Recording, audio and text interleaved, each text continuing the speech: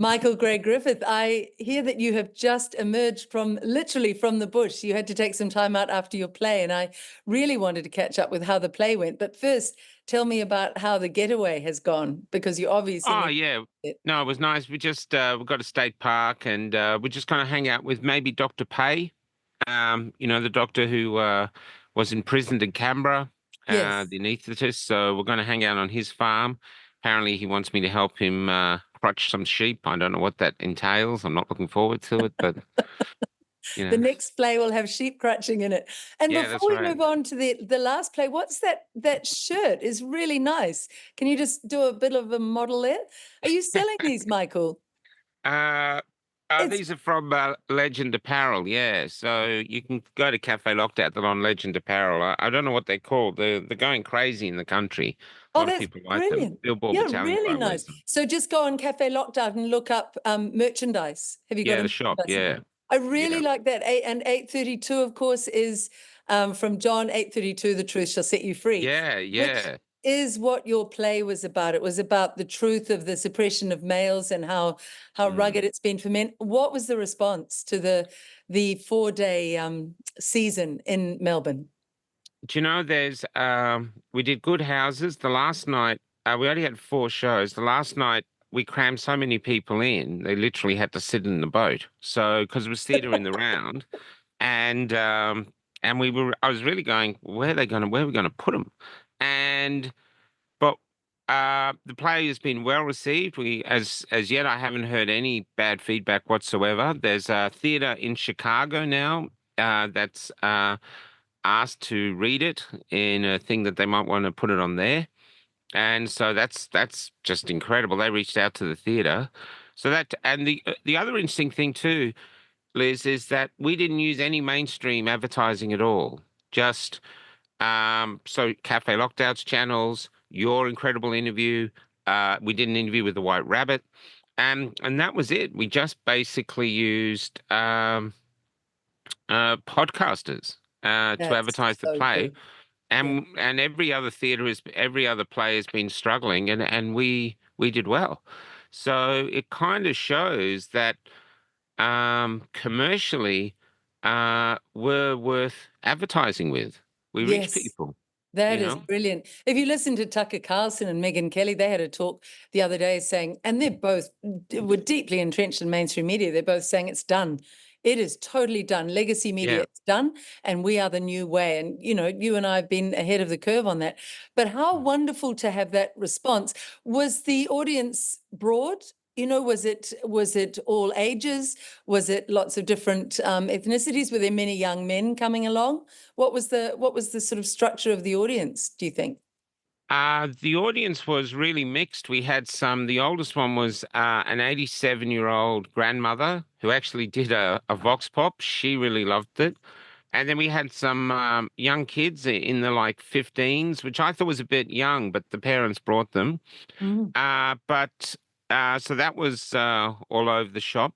The more interesting thing was the fact that both sides, and we have to agree that there are two sides in Australia now, and probably New Zealand. There Mm. are the ones that are concerned about what's going on and feel that things are really awry, and then the others who I don't know. I don't know how to define them, but they don't seem to be as concerned. Mm. And they were both there. And everyone, I as a producer of theater, which is what I used to do, I watch audiences. So Mm. I'm watching if people are on their phones, if people walk out and don't come back, and we had none of that. We do allow people to take photos, so they have their own marketing. They can go home and go, just saw this play, took some pictures of it, and but everyone, the feedback was overwhelming.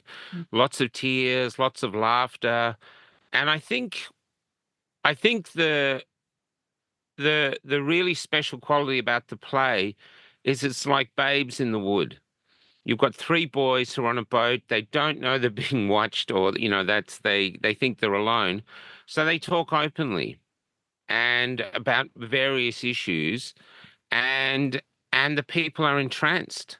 And I think that's a really great way of getting across, not so much getting across a message or preaching, but planting questions, which is what art is supposed to do. So these people can go from there. So we just, but even now we're trying to get it back on in November. The theatre's looking to get us back on in November, and we'll do Marooned and we'll do the two plays together. But it's people are going, yeah, we want to see it. When's it on again? There's lots of people talking, and I think I was trying to write something last night to say rather than us trying to get our point of view across, because the boys are all vaccinated. Remember, the boys are all done. The young man, we got other actors coming up as backers now. This little boat made of scrap wood, called Iv after Rudyard Kipling's poem, populated with boys who have been vaccinated, but some of them have questions, now sailed over no man's land, which is the silence between our two sides.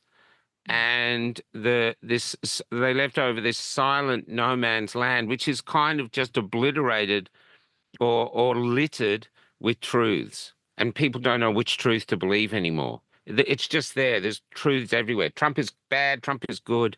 Israel, Palestine. It's just a quagmire of perplexing truths and what to go with, and people trying to navigate it.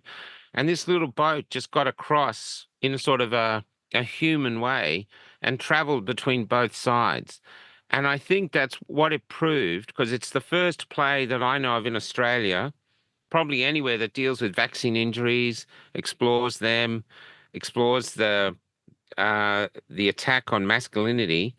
So it's managed to join both sides briefly, and I think it's sort of showing now to any artist out there that right now is the most important time to be an artist. As an artist now, you could join the fight to not prove one side right or one side wrong, but to unite us, to get rid of the silence that is dividing our community so we can start having a conversation. We have some truths, you have some truths, and trying to get back together and bring our people back together as one so we can actually face the real problems that we're facing, and they are significant. My God, And isn't that the role of art though, Michael? And I think so. it's not to give glib answers, it's not to deliver word salads, it's not to say you're allowed to say this and you can't say that. It's to present, I don't know, songs, plays, poems, Mm, art, paintings that leave perhaps more questions than answers, which yes. is so beautiful. I thought it was the scenes I saw from it was so wonderfully unsettling. I mean, there was one Mm, line you wrote where one of the characters says, my job involves me not being allowed to post anything privately that my mm, boss doesn't agree with, but I'm not for this miserable pay package. I'm not giving them complete control over every thought and mm. every aspect of my life, but that's what's expected now.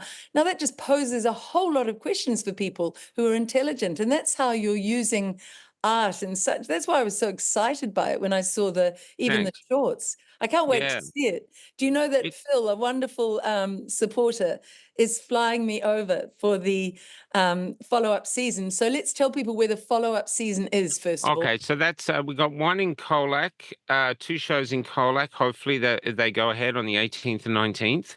Um, and so we're organizing that. And then we're trying to get back in the Alex for uh for November. Mm, They've already said we can have it, but we're just waiting on confirmation and start selling tickets. mm, And and that's my hope behind it. My hope behind it is we just start conversations, because I'm with you. Art is about posing questions, mm, and really it's the best example when I was growing up was One Flew Over the Cuckoo's Nest, when they kill him at the end. Was he crazy, or was he someone that just didn't fit into this controlling system? And so they had to destroy him. If you don't fit, you have to be destroyed. And I don't know, I really felt that the other beautiful thing about it was that the boys themselves were pushing the envelope every night and they were creating art. So it was theatrical art more than a play. Yeah, it was just an extraordinary, uplifting event. And I didn't bother with Vox Pops on the last night. Probably should have, but because it was really busy. But I think it was just a relief that we got through the four shows and it was just getting busier and busier and busier. And if you owned a theatre, you could see that this is a play that will fill theatres. It will, the word will spread and people will want to see it. Oh, And Michael, I mean, you must be yeah. exhausted, honestly. Everything you're doing, you still kept your podcast going. You're producing and helping these young actors to get into these roles. But, Yeah. in our interview, they were so clearly Yeah. intelligent, and deep is a word that's way overused, but it's justified in their case. Each of them showed a depth, each of them showed a Mm, thoughtfulness, and I would go so far as to say a sort of maturity beyond their years, maybe because that age group has suffered so incredibly in the last 4 years absolutely. and before that. But they showed this depth. So I said in that interview, do you all think that you'll be developing it even as you're playing it in the season? And they each agreed. Mm. So tell us what that was. How did they develop it? What did you see as they grew into the roles? There's uh, what we do with the actors is we don't do blocking when we do our plays anymore. I tell the actors, not only do you have to be aware of your lines, but you have to be aware of your relationships with other people on the stage. And so you have to sort of position yourself on stage accordingly, where the audience can still see you, but at the same time, there's sort of metaphors going on about how close you are to people. People can read all this body language. And tell And people what blocking is in a normal So play. in blocking, usually the usual traditional way, which I find boring, is okay, you need to do this line, you need to go over, stand near the door, you need to come to the Yeah. front here, you do it here, then you turn and look this way. So it's all where I find that it becomes very quickly becomes a robotic play because Yes. you can see the actors naturally going here, here, where to keep life on the stage, because the beautiful thing about theater that I love, it's a one-off. You can't record it. You have to be there, and if you get a dud night, that's bad luck. But if the actors have a good play and they're invested, then every night is this one-off experience, Mm. which is very ancient. This is the stuff we did around fires before society came along. And so it's a very ancient way of telling stories. And the beautiful thing about it is that if the actors are doing it right, because we've never had much money, so we very rarely have many sets. But the people paint the sets in themselves. Their imagination gets released, and they can see the ocean, they can see the albatross flying around, they can see all this stuff, and things that they were, how would you say, doing was initially. Uh, Isaac's character and and Jack's character are like going at each other. You're like brothers who are ready to explode. They never quite get to the explosion, but it's exhilarating to watch these men trapped on this little boat coming at each other, Mhm. and you feel the power of the men. And realizing as they do this, and they push that every night. Sometimes they go here, sometimes they go there. There's one point they get really physical and that holds the excitement. And but they have this ability, which is what I'm seeing about what I know, understanding about men, is they have this power to just punch on, even smash the boat up in anger. But they realize the situation. If we do this, we're lost. And so they get all this power and they pull it back and they filter it into, okay, how do we fix this? What do we do? And they care for each other, especially the sick boy Connor. So they're caring for him and they're evaluating and so they take all this power and put it into, I think I said this on the last interview, but this is what you see. You see these boys reining in their immaturity and maturing it, and that maturity is a man. Mm. They're able to stoically take stuff. They hold it in. They I remember stoicism is Odysseus picked that point up so beautifully. This yeah. contained strength, which really is part of being a mature man that you know you can unleash if you really have to, but you also know you have the strength to contain your own strength, which is an Yeah. extraordinary strength. And it's something an immature person won't, an immature man won't do it. And particularly those venal men who just verbally attack and become like bitchy women. That's the worst kind of man we see. But there's a dignity to that. I'm sure that it will be quite visceral to see that interaction. I think blocking, Michael, is a bit like, with the interviews that we do. There are some interviewers who like to write down all the questions and they Yeah, stick that's to right. questions no I matter can't do what. that. And someone offers them a treasure and they miss the treasure because they've got their list. That's Whereas I right. think the way you and I interview, we prepare, we think about it, but we go into the unknown because there Yeah. might be a treasure that comes at you and you pick it up and ask about it. And that's the difference Yeah. between blocking and doing what you're doing on One stage. of the haunting things, I just tell you, one of the most haunting things that Joshua got banged on every night was victim is almost a status now in our society. You know, people Yeah. are going, "Oh, I've got ADHD and this," and they rattle off all these things. And at one point, when Connor's talking about his injury and what he feels about society, Jack, Odie's character, tells him, "I'll stop being a victim," and he bellows out, "I am the victim," and he is. Mm. You know, he basically says, "What did I do? I did what they told me, and now I've been forgotten about because I got injured, and they don't want to know." And I think that's what tears people up. There was a lot of tears, and the Wow. tears were basically for this young man who's real, based on a real character. This young man who I see like a World War I veteran. He's come back either paralyzed or without his legs or injured by gas, and or maybe part of his face is missing, or all the terrible injuries the World War I soldiers um, came back with. And he he's been ignored. Like we apparently in that time I've read that they ignored them. They didn't want to talk about it. And he's been ignored. He doesn't fit the narrative.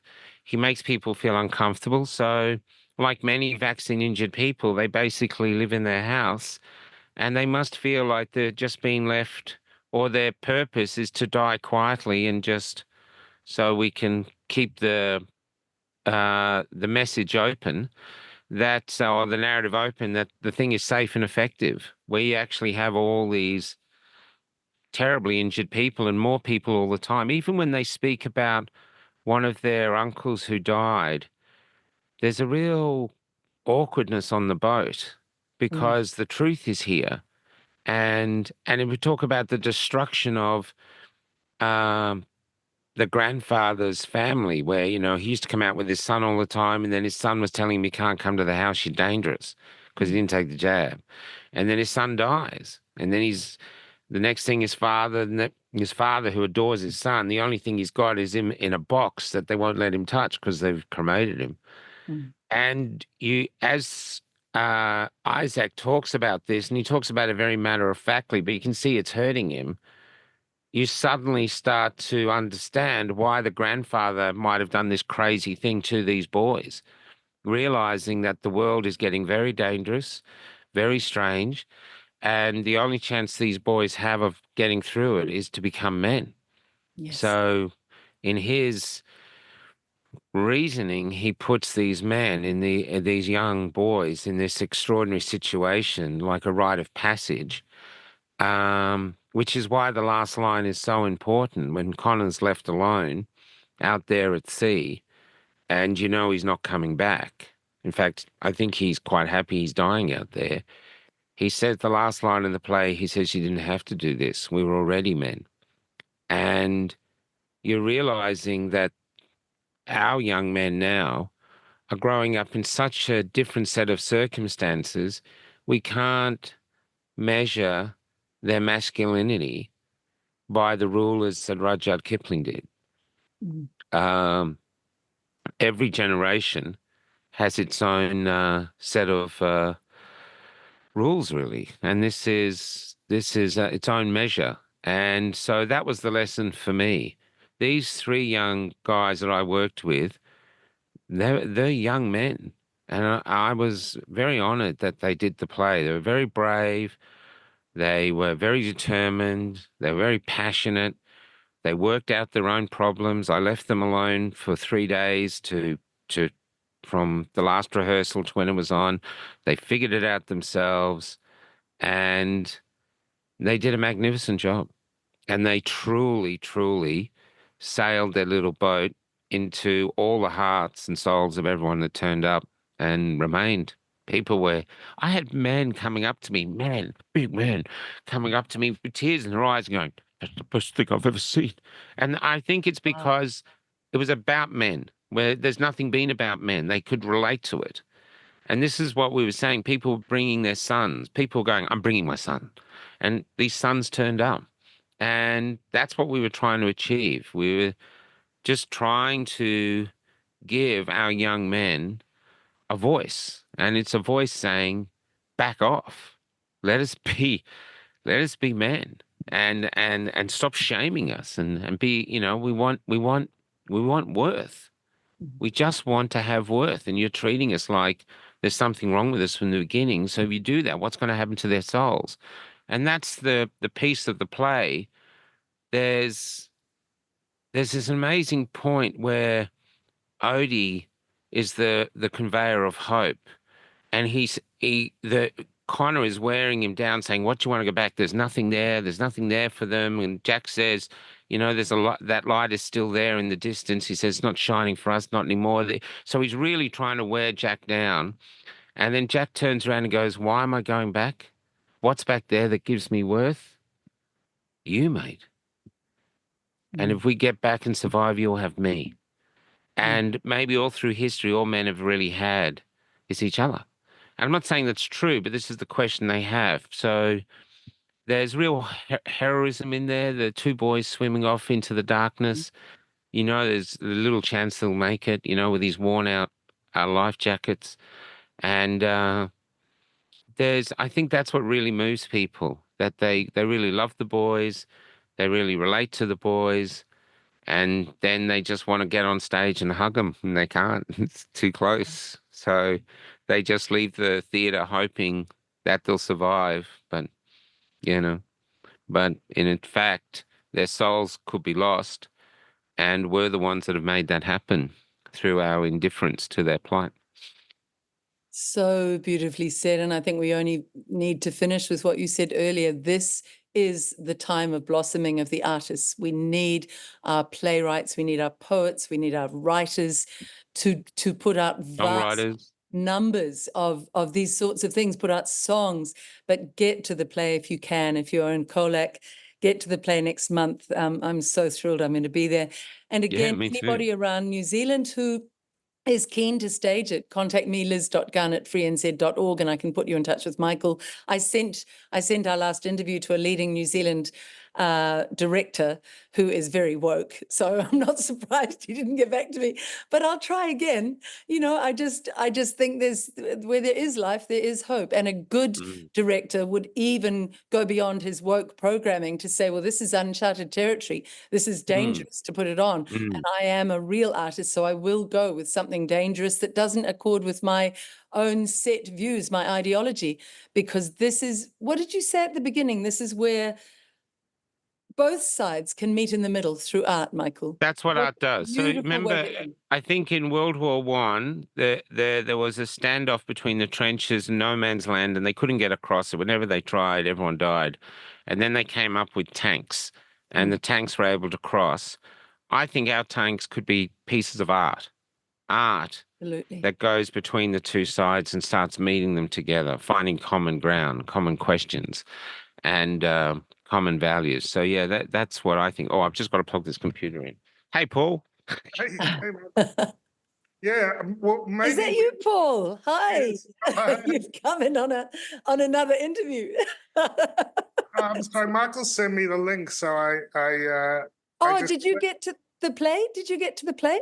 I've listened to the radio version, and it's very moving, and Oh, it's brilliant. it's incredible that things that highlight masculine values, of mateship and um, and courage and are so controversial, you know.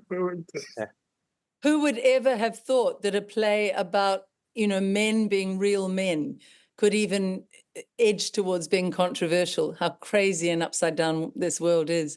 Isn't it wonderful, the bravery of Michael, Paul? Just to finish, this is an unusual interview. I didn't know we were going to have the blessing of Paul dropping in, literally dropping in. But yeah, isn't it wonderful, the courage? Let's talk for a moment before we finish about the courage of Michael doing this, even in the cauldron, when it's, particularly Australia is dealing with what? Misinformation and disinformation. That is anything that goes against the government narrative. Yeah, I think it's very important. I think it's an important piece of work, and I think its time has come. Its time has come to hand men back their balls. Well, I think it's also it's proven the fact that I think people are ready to listen. Because when I wrote it, I thought there's no way I'll find a theatre brave enough to put this on. Alex Theatre, first theatre to read it, said, "We got 4 days. You want them?" I said, "Yeah." Then I never thought I'd find actors who would be brave enough to risk their career of being cancelled by working with me because I'm a cancelled playwright, and they all knew that. I didn't know they did. I said, "You better Google me." They go, "We have," and they still really wanted to tell this story. We had the young guy flew in from South Australia to do it. We've got other young men now lining up to be backups if some of the young men can't do certain shows. And and then on the last night, when we were just jam packed, I said, so I never thought I'd find a theatre. I did. I never thought I'd find the actors. I did. And I never thought I found an audience, but here you are, because they were everywhere. They were circling the boat. And I thought, people are ready to listen. And maybe instead of hitting them with facts, this is what art can do. And so we present this play with these young men. And it's like I said, the mouth of babes. You sit back and you listen to the trials and tribulations of these young men as they work together with one aim, and that is to save each other, not themselves, each other. That at the last time, when they're going to leave the boat and swim for the shore, there's real fear in their eyes. But they go, well, and they're looking and they're going, and one says, "You don't have to come, I'll be okay." He goes, "No, you won't make it alone." And he's a mate. And he's the reason we'll make it. And they set off to try risk their lives and all the joys that they could experience and the hardships and all the children they could foster, they could bring into the world. And they're going to risk all of that to save a dying friend. And that's the beauty of it. That's the heroic beauty. And I wanted to bring heroic characters to the stage so that young men could think, well, maybe if I was in this situation, maybe I would be a Jack. Maybe I would be an Isaac. Maybe I would find my strength and courage and be a man in an extraordinarily difficult situation. Given that Paul is, as beautifully said, given that Paul is here and you just raised that, it is also a call beyond the play, a vast call to each Australian and New Zealander to find our courage now. Just give me, before we finish then, a summary of what is going on with this misinformation and disinformation rubbish in Australia that is trying to make all of you the opposite, just as Starmer is doing in the UK. I spoke to Andrew Bridgen the other day, and they're really trying to silence the Brits and intimidate them and reduce them and minimize them and absolutely squeeze, that body part you mentioned, Paul. What's happening? You go, Paul. Yeah, Paul, if we can start with you. I think it's extraordinary. I mean, it's the digital let democracy die, let free speech die bill. It is the biggest threat. And so I wrote a submission. I saw that they only gave 7 days to make a submission to this, and to me, it boggles the mind that they would even consider such a draconian law. I mean, especially from our vantage point, where we see that the government was the greatest source of misinformation in the last 4 years, its failure to provide advice on early treatment, on vitamin D, the lack of evidence, it just lied. I mean, the list of lies goes on and on and on. And these are the mob now that want to make themselves a single source of truth, as Jacinta Ardern calls it. They want to gag and silence everyone who opposes or reveals their lies. I mean, how totalitarian is that? So there is marches happening. There are people making submissions, and there is pushback. But it is the most terrifying thing. And I listened to the minister involved, the one who was going to become crowned under this as the final arbiter of digital truth, saying this is to meet our international obligations. And I thought, where's the line drawn between acting in the interests of foreign powers and being a traitor versus meeting international obligations? And I think when you're starting to silence Australians, when you're silencing speech of our people, you've gone beyond. You've gone so far beyond the tips of your skis here. And this is digital 1984 George Orwell. And I encourage everyone to make submissions. I emailed every senator with my submission. I don't know that they care, but they need to know we care, because they only have to bring in a law like this once, and what's left of our democracy and the concepts of freedom and free speech are gone, and we enter into a threshold of extreme danger. You cannot have democracy without free speech. It is as simple as that. But it is, Michael, Paul used the word terrifying. There it is in the play. When they dive into the water, they may never see their friend again. They may never make it to shore. But we have to all now find that place where I'm going to dive in anyway. I'm going to stand up anyway. I'm going to push back anyway on this tyranny, on this despotism. But yeah, where do you stand on all of this? This Michael? affects both our nations, because both our nations have. I wrote this thing. I've sent mine in too. I said, imagine a young man years ago going to any of these wars, but say World War One, and he's dying in no man's land. He's been injured, in a pointless charge. And maybe he's shot and he's going to take a while to die. So he gets to contemplate everything he's never going to achieve or see and experience. And then his one solace is that his ultimate sacrifice will lead to our country being free. So, he'll add his sacrifice to all these other men's sacrifice. Ultimately, they'll beat fascism and our country will be free. That's the solace he has for that. And envision now our Prime Minister and Minister Rowland walking onto that battlefield. They've gone back in time and urinating on his face. That's how I see it. That's how I see it. And then looking down at him and going, it's got nothing about freedom, mate. It's just about keeping a public safe. And doing Liz, and that's where we are.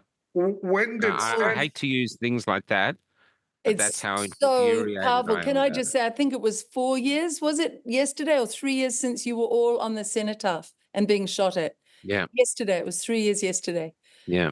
What were you going to say? That is a powerful image. Paul, what were you going to say? When did we get into a world where standing up for your people, for the values on which your country was based, including religion, free speech, informed consent, bodily autonomy, all that, has become something that you get attacked for, that you should be censored, that you should be vilified, that you should be labeled? What sort of crazy world have we entered? I mean, it's right. Any of our forebears, our fathers and grandfathers who went off to war would be so horrified by this world. And these people, who is the arbiter of truth? Yeah. No one is the arbiter of truth. I don't even know in this world exactly what truth is, but I do know that conversations like ours and many, many like ours, where you edge towards what's your view, and as you say with your play, Michael, getting back to that, you may have Mm, had people with completely divergent views, but mm, able to go out to a restaurant after and discuss and edge towards some shared agreement around what their truth is, but then their truth is different from yours or mine.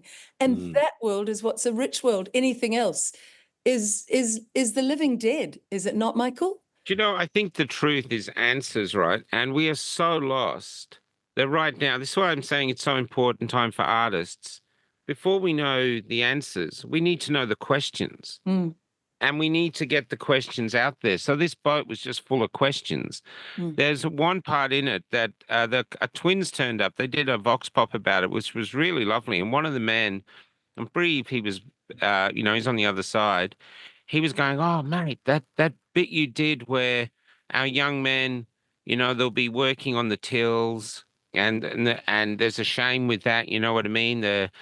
Here they are wearing the rainbow flags that they've got to wear. They're forced to do this stuff, and they're not allowed to say anything about it, or they get sacked. So they're completely controlled." And then they go home and they do these games, and in the games they're warriors, and they work in teams together, and that's what they do. My son does it as well. So it's almost like that's the only place society says you can let your masculinity run wild. And then there they are. They're the heroes of their time. That's where they're. It's like methadone masculinity, and then they put their guns away and they sulk back to the shame. mm, And that's the life we're offering to our young men at the moment. And that was put up in questions like that. And it answered this guy, he says, "Wow, wow, I never thought of it that, and so this is what we were trying to get across. I think a society that doesn't value its youth, that its new generation, and doesn't bend over backwards to make a better world for the next coming generation is a society that's utterly lost. Its value system is completely skew with. And that's why I think art is now, it's art is the time to ask questions and to go exploring our communal souls for our values. Not only what are we prepared to fight for, but what are we prepared to die for? Because at the moment, um, it seems to be nothing. We have Paul and I were talking just before we did this interview about we almost had World War III on the weekend. No one talks about it. no. It's just this Trump has a second assassination. Yeah. And it's so we're totally disconnected from the reality of our existence at the moment. And I can't see how that's going to lead anywhere good. And I really think the doctors and the scientists and our senators have done an incredible job. Our podcasters of finding out the truth of what's going on in the world, especially with the jabs and stuff. But in order to make it palatable for audiences to accept the discoveries we found and decide what to do about those discoveries, I think that is the realm of the artists. Mm, And it's either through music, poetry, short videos, memes. We had Nathan from Milk Bar TV on the other day. He's a great meme artist. I think memes are incredible. They killed monkeypox. That's how powerful they are. And but that's what I'm thinking that's it. Because the thing about art, Jordan Peterson says it too, and I truly believe it, is that art comes from somewhere deeper than us. It's mm, almost proof of God because these ideas come up from somewhere and the artist just basically hones them into what they think they're meant to be or the best version of it. But the actual source idea comes from deep beneath us. I have a vision that underneath us all, from whenever we've begun, there's like um, this one long endless poem of humanity. And our little art pieces, our loves, our griefs are other songs of that poem. But we're all connected that way. And so I think there's a lot of work to do. And I think I'll say again to any artist out there, you have a choice. You can be a decorator artist where you just do something inconsequential that just, that's fun. And I totally get it if you what's what you want to do. But if you actually want to take up the mantle and the responsibility of being an actual artist, you can do a lot of good in this world now by going searching for the questions that society has to eventually answer. What a wonderful way to finish what was going to be like a 5-minute update. It's always so rich talking to you. And then the bonus Christmas present of Paul. Thank you, Paul. Lovely to see you both. Where's your So smile, Paul? Well done, I'll tell you Michael. something funny, Paul, before you do. I was watching this sovereign citizen on TikTok get arrested for driving without proper plates. She had sovereign plates. And the cops, and I'm watching it, and the cops having go at her, and she's stoically holding on. And then he goes, "So what's 832?" I thought, oh, Can you send it to me? Can you send it to me, I'm Michael? gonna find it. I'll find it on TikTok. If I find it again, I'll send it through. And she goes, "The truth shall set you free." And I was thinking, whoa, okay. I love talking to you both. Lovely Yeah, to yeah. talk.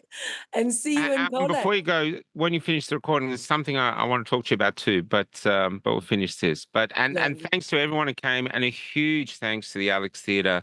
They were tremendously supportive, and an enormous round of applause for the three young men who literally created a brief, beautiful work of art, masculine And art. for you, Michael, the writer and the director, and the idea for this, the one Cheers. with the courage to birth the idea. Thank you. Lovely to talk. Thanks.